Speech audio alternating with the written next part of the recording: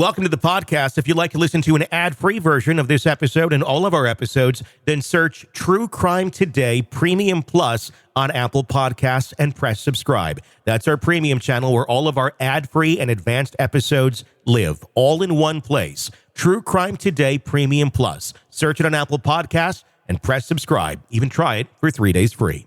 Where the line between neighbor and nightmare is razor thin. Welcome to Hidden Killers with Tony Bruschi, featuring former prosecutor and defense attorney Eric Faddis. John Diddy Combs, of course, more accusations coming out against him. Some new filings this week from Busby and others.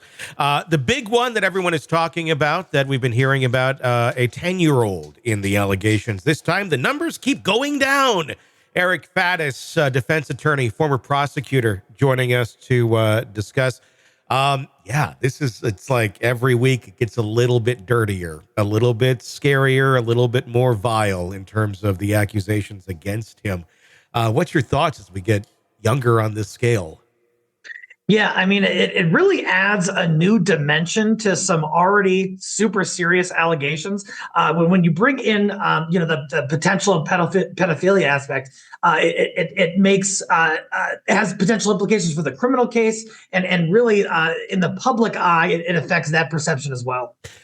Obviously, these are accusations that go way back. I believe this is 2005 is what we're talking. So the 10-year-old today would be about 24. How do you go back in one of these cases and argue your case, I guess, to say that he did this to you? You know, that is super tough with these older allegations, because if there was no outcry that was close in time to when this allegedly happened, that there was likely no significant investigation. So you don't have witness statements, you don't have SANE exams, you don't have medical information that could corroborate the claim. You have your own testimony, and perhaps he made an outcry to people around him, and you could bring in consistent statements from those people. So there are ways to do it, but it's an uphill battle. Yeah, I mean, it's a lot of bringing in like psychologists, if there was one, or a therapist, or things like that, or friends. How well do juries take that sort of information? If, let's say, this one goes to trial and you have a therapist that was talked to 15 years ago, and they can bring that information to light. If you have some friends, whatever, just some people that can corroborate this story, does that make it a slam dunk then? I mean, we are talking about basically witness type testimony here, and that's what it's being based on. But in a case like this, you usually don't have a lot of other stuff unless other people were present.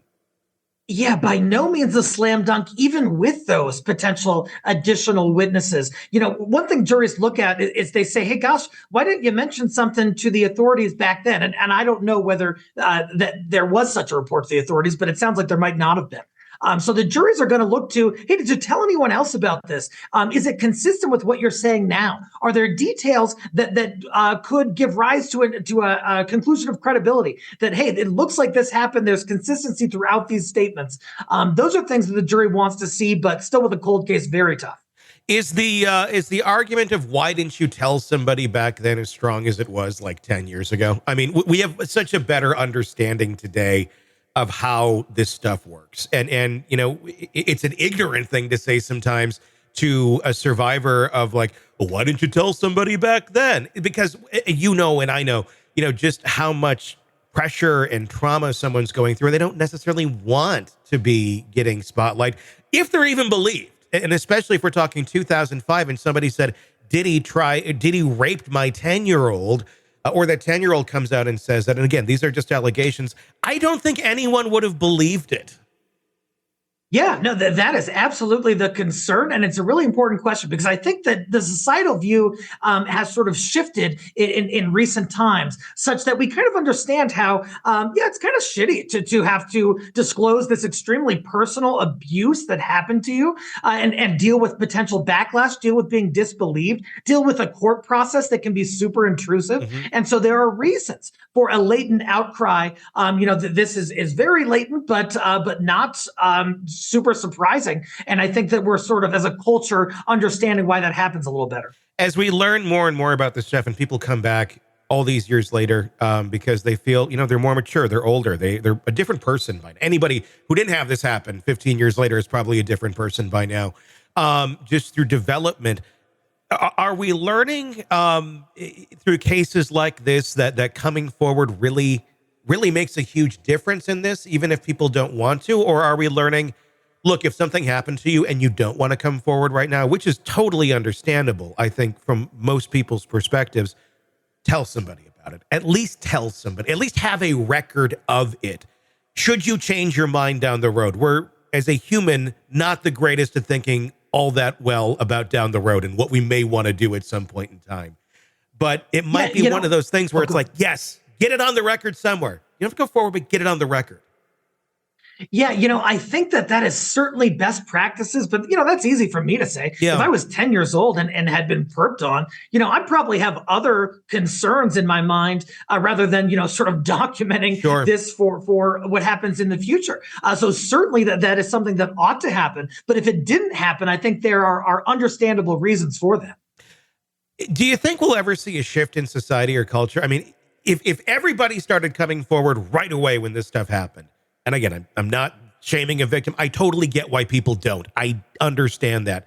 But if we had a shift in that, if those things started coming forward in a more efficient, quicker manner once they happen, do you think that would help pull down the world of these type of people? Because they seem to rely on that anonymity, on that way of nobody's going to talk about this. Your odds of getting reported if you're the predator, not the greatest. I mean, you are in the good odds if you're a predator of continuing to do this sort of thing.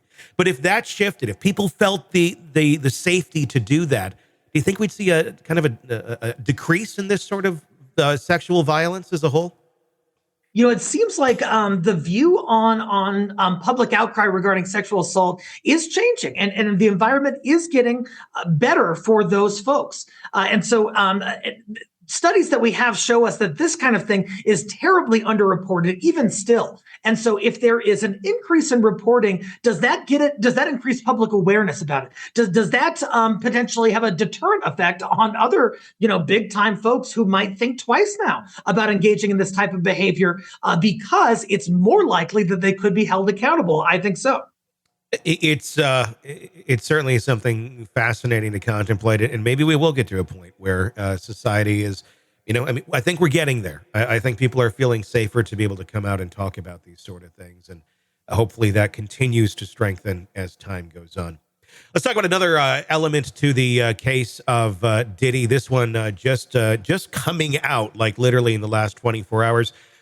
Judge is saying that, at least in one of the cases here, that Jane Doe can't remain a Jane Doe. She has to reveal her identity if she wants this case to go forward. The case goes back to accusing that Combs raped her in 2004 at a Manhattan hotel when she was a 19-year-old college student. So again, this goes way back 2004. She's in her 30s by now. Obviously, you can't fight a ghost in court if you don't know what the hell the details are. We don't know the details of any of these Jane or John Does or these federal ones as well, unless the name has been named like Cassie, but I think even the federal is just alluded to. Are we going to start seeing the names here of these Jane and John Does? There's hundreds of them that are coming out. Can they remain anonymous and continue with a lawsuit against somebody like this?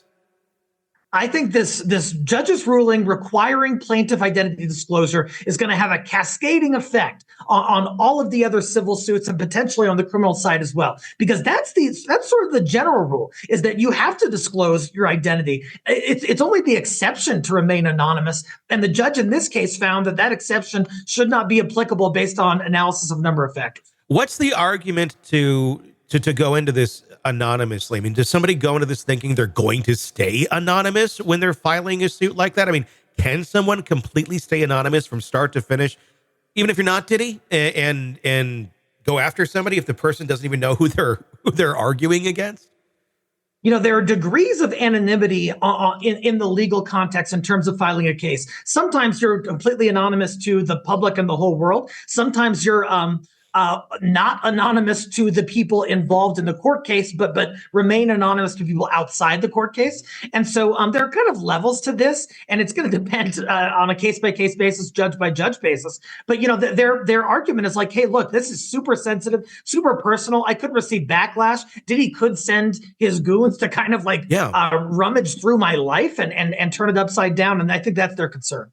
Well, I mean, that would certainly be the concern. And I would understand why people don't want to come out and name their names, especially all these years. People have seen the backlash. We've seen cars explode. We've seen, alleged attacks on people for coming out and saying bad things about Diddy.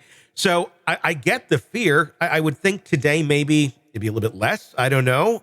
Who knows what kind of power he still has with people on the outside. Is there a way in a case like this to remain anonymous to the public, but, keep it private on the inside? I know like a gag order comes to mind, but even if you did that, is it going to remain? I mean, leaks happen, essentially. So is there any way to not have to put your neck on the line and still seek justice? In my view, practically speaking, there really isn't, because at some point in these cases, especially like before they go to trial, the defense, Diddy, is going to say, hey, look, we need to know who this person is so we can look into their background, so we can interview their coworkers and their family, and find out if there are any credibility issues or if they've made false accusations in the past. And I just think that those concerns are going to weigh more heavily to a judge, especially as these things begin to culminate, than the plaintiff's privacy concern. Which is why predators are able to continue on, because there's all these hoops people have to jump through to prove. And in a certain way, rightfully so, you don't want people who are innocent being accused of horrible crimes and having their lives ruined by somebody who is out for a payday. And I'm not saying this person is, but when you have hundreds of accusations against you, probably a couple are bunk. But there's likely a lot that have a lot of truth to them. Is trying to sift through fact versus fiction to determine what is what. How, as an attorney, do you determine something like that? Like if you were in the shoes of Busby and you got these people coming to you, how do you do that? How do you sort through what is real, what is not? You're just basing it initially on what someone is saying to you. Attorneys have a duty. They have an ethical duty to kind of vet a client and what the client's saying before they file a lawsuit, to make sure that there is a good faith basis to believe these allegations are true. So absolutely, Busby and his team needs to be looking into the basis for these allegations. What evidence is there that supports it? What evidence is there that may contradict it? And sort of weigh those considerations and ensure that when you bring a claim, it's a legit one as best as you can tell. And still sometimes you get burned on that. Yeah. I mean, it's got to be difficult. I mean, there's only what sort of resources do you go to confirm some of these things when they're allegations, especially from way back? How do you handle that? Yeah, that's super tough. You get a full in-depth statement from the client, and then you sort of begin to try to verify and or disprove what's in that statement. And so, you've got to go back and try to interview people who were around at the time who might have knowledge. You look at anything that's available in the public record. You look at if there's any information about like Diddy's whereabouts. Was he in California when my client's saying this incident happened? Mm-hmm. So there are things that you have to kind of piece together, starting here and then working backwards. Yeah, I don't envy folks in your field when you have to do that. That's got to be, but at the same point, you're probably gathering evidence as well, just by confirming some of these things. Like, oh, okay, well, we got some legs to stand on here. But that's got to be a lot of work and a lot of claims. Let's talk about Chris Brown. Chris Brown and Diddy. Chris Brown, I think now, I guess what we would kind of call the second celebrity that's been publicly, officially accused. There's a lot of, buzz out there of other people, but in an actual lawsuit, Chris Brown accused of sexually assaulting a woman at a Diddy party, a yacht party in 2020 on his boat. This is not an allegation against Diddy, but against one of, another artist that who they claim was at a Diddy house. It's Chris Brown. So when I first saw that, I wasn't super surprised. But that being said, I mean, we can get into the history of Chris Brown in a second here. What was your reaction when you saw this allegation come out from, this one's only 4 years ago?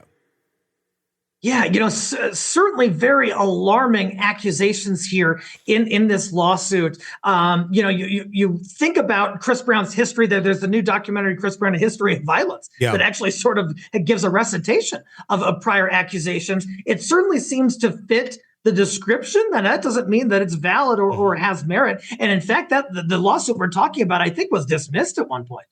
So, concerns on both sides about how these accusations are playing out and where they're going to go. Well, and the individual in this accusation in that documentary, I got a chance to see it too. I think it's on Netflix. I think Netflix is where it's at. They remain anonymous throughout the entire thing. So again, it's another anonymous accuser. Not saying they're lying by any means, but it's like, okay, we're going to make these big claims in public. Let me ask you about that, just in general. People making claims like this, obviously Chris Brown has some history of these accusations and guilt. But if you're just making a claim like this about somebody, that could ruin a reputation. The claim itself. What sort of protections does someone like Chris Brown have, or any celebrity? Let's take Chris Brown out of it because he's such a polarizing figure. Let's say somebody makes the accusation against insert popular celebrity here. Did their name just have to go through the mud and they have to fight it? I mean, Garth Brooks recently got one, and that was really, he kind of spelled it out pretty quick. Like, look, here's the history of this person trying to extort me. Here's what they just did. It seemed pretty said and done. You're like, okay, there's not like a lineup of people trying to extort Garth Brooks after that. But with someone like this, what's the answer to that? Yeah, that's exactly what I was thinking, Tony, was the Garth Brooks case. So, and he's maybe a more seemingly sympathetic character than Chris Brown. Yeah. And what he did was his team really tried to get in front of the allegations. They tried to protect, just as the plaintiff is trying to protect their anonymity, they tried to protect Garth Brooks's anonymity, even as these accusations were taking form. And then on top of that, once they were publicly disclosed, Garth Brooks has filed a defamation case against his accuser. So there are some civil remedies that a person can avail themselves of if they're trying to protect their reputation against false accusation. When a celebrity does not file a defamation case against someone making accusations, is that an admission of guilt? Is that, I mean, not technically, I know it's not, but if someone were to come at me and make some sort of, I'd fucking sue the shit out of them. Because it's like, you have no evidence of anything that I've ever done. And if you know deep down, like, this is bullshit. If you're a celebrity, much higher profile than any of us, and you get that brought against you, is the right action to file a defamation claim right away? Or is it to let it sit out there, hope it goes away? I mean, what is the right practice to do in something like that?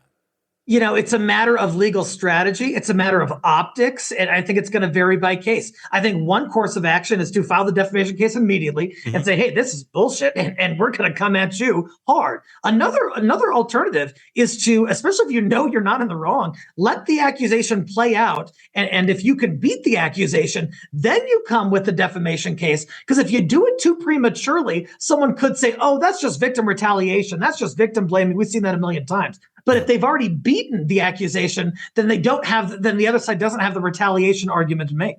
Do they typically drop cases if you know it's bullshit and you're the celebrity and you come back and saying, I'm going to sue you for defamation? Is it like, oh shit, let's walk back? Or do some people still dig in to these things going, I'm still going to try and fight you? Oh, sure. I think that people still dig in. I don't think that filing the defamation claim is going to do away with the underlying accusation or anything like that. Sometimes you can muster the legal firepower to scare somebody out of pursuing something. But I think here, especially with how our cultural climate is viewing these types of accusations against high profile folks, I think that's going to be a less likely outcome. Yeah, I mean, it's just a lot of questions to ask about stuff like this when accusations are flying. And obviously, Chris Brown has his history. So, I mean, it's par for the course. If you're looking at a personality arc of, is he still doing this sort of thing with the accusations that are out there? Not shocking. But again, it's an allegation, so we don't know. He's not been charged with anything as of right now. Of course, he's done his things in the past, and I don't want to say paid his dues because I don't agree with that. When you're an abuser, I don't think you ever really quite pay your dues for doing that. But, he certainly has, in the past gone through all this stuff. The fact that he's still a celebrity, the fact that people still listen to his music, a whole new generation listens to Chris Brown and has no recollection of the Rihanna stuff. That's what's kind of surprising to me. Is this like Chris Brown's second downfall from that first one that has no memory of Rihanna, and now, let's revisit this? And some of these kids are shocked. They have no idea this guy did these things. Yeah, Tony, that's funny you say that, because I had that same reaction. I'm an elder millennial, and so I remember what happened. But these Gen Z and Gen Alpha folks don't even have an awareness of it. And I guess I thought that things would be kind of archived in this sort of collective social archive where we know, what's happened in the past. Yeah. But it's especially with social media and electronic documentation. But it sounds like that's not the case, and these things are outside of the presence of mind of some folks. It's amazing, especially when you look at what I've been doing is trying to compare this to when we were a bit younger. And who would have been the artist like back then if this sort of thing were going on? It'd be like if Ike Turner were releasing songs in the 90s. They were like, yeah, Ike. Right. It's just like we knew he was a horrible human being. It's like you beat the shit out of Tina Turner and we're horrible. So no, nobody was like, yeah, you're making a comeback. It was just like a sad, pathetic thing to watch every once in a while. But I know, yeah, it's a bizarre thing how the evolution of a person's career and I guess there are questions too about, is there redemption? Can someone come back from this? Or is their conduct so egregious that we have to turn our backs on them? And that's a hard question too. I don't know the answer. I think it's part of like the fan culture. Some people just stick with it no matter what. We saw it with R. Kelly. We saw it with Michael Jackson. Obviously, he was never, actually convicted of anything. But when you're die hard, it seems they can do absolutely no wrong. Or the people believe that they did no wrong, I think is more important. Yeah, totally. And that's actually in the Chris Brown documentary. Sachi Cole, who I think is a great culture writer, makes the comment that we've developed attachments to these people, feelings for them based on their artwork and how it's affected us. We don't want to believe that they're monsters. No, we certainly don't. Welcome to the podcast. If you'd like to listen to an ad-free version of this episode and all of our episodes, then search True Crime Today Premium Plus on Apple Podcasts and press subscribe. That's our premium channel where all of our ad-free and advanced episodes live, all in one place. True Crime Today Premium Plus. Search it on Apple Podcasts and press subscribe. Even try it for 3 days free. You're in the thick of a true crime saga, every detail sinking in, and then, wham, a commercial about something you couldn't care less about. It's like being served a microwaved dinner at a 5-star restaurant. But it doesn't have to be this way. Go for True Crime Today Premium Plus on Apple Podcasts. With True Crime Today Premium Plus, you get uninterrupted, ad-free episodes, extended interviews that dig even deeper into the muck, and early access so you can brag to your friends. It's like ordering the secret menu at a crime buffet. So, search for True Crime Today Premium Plus on Apple Podcasts, subscribe, and savor every twisted detail without interruption.